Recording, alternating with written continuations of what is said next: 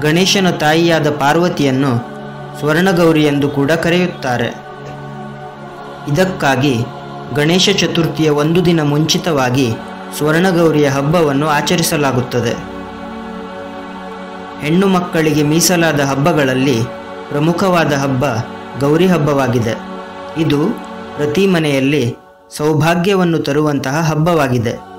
ದೇವಿಯರಲ್ಲಿ ಅತಿ ಶಕ್ತಿಶಾಲಿಯಾದ ದೇವಿ ಆದಿಶಕ್ತಿಯ ಅವತಾರವೆಂದು ಗೌರಿ ದೇವಿಯನ್ನು ಪರಿಗಣಿಸಲಾಗುತ್ತದೆ.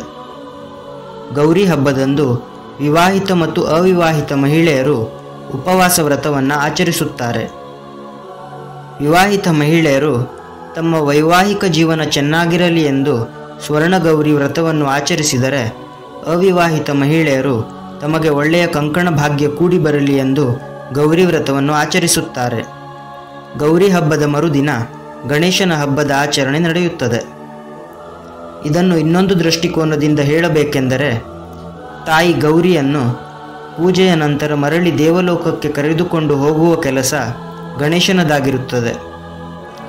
ಅದಕ್ಕಾಗಿ ತಾಯಿ ಗೌರಿದೇವಿ ಭೂಲೋಕಕ್ಕೆ ಬಂದ ಮಾರನೆಯ ದಿನವೇ ಗಣೇಶ ಅಜ್ಜಿ ಮನೆಗೆ ಬಂದು ಭೂಲೋಕದ ಅಜ್ಜಿಯ ಮನೆಯಲ್ಲಿ ಮಾಡಿದ ವಿವಿಧ ರೀತಿಯ ಭಕ್ಷ್ಯ ಭೋಜನಗಳನ್ನು ಸೇವಿಸಿ ತನ್ನ ತಾಯಿಯೊಂದಿಗೆ ದೇವಲೋಕಕ್ಕೆ ಹಿಂದಿರುಗುತ್ತಾನೆ.